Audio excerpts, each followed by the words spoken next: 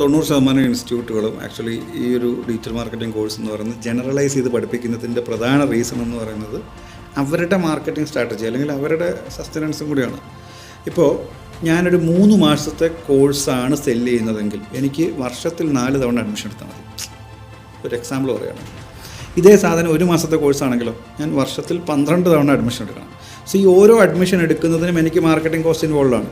അപ്പോൾ ഒരു മാസത്തെ കോഴ്സ് പഠിക്കാൻ വരുന്നവൻ്റെ അടുത്തു കൂടി ഈ 3 മാസത്തെ കോഴ്സ് നിങ്ങളുടെ ആവശ്യമാണ് എന്നുള്ളത് കാണിച്ച് അത് സെല്ല് ചെയ്യുക എന്ന് പറയുന്ന ഒരു ബിസിനസ് സ്ട്രാറ്റജിയാണ് എല്ലാവരും തന്നെ യൂസ് ചെയ്യുന്നത്.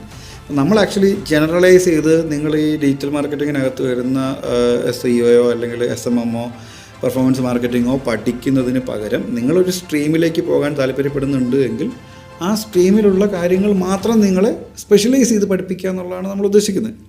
അപ്പോൾ ഇതുവഴി അവർ ഈ ഒരു കോഴ്സ് കംപ്ലീറ്റ് ആകുമ്പോൾ തന്നെ ആ ജോലിക്ക് ആവശ്യം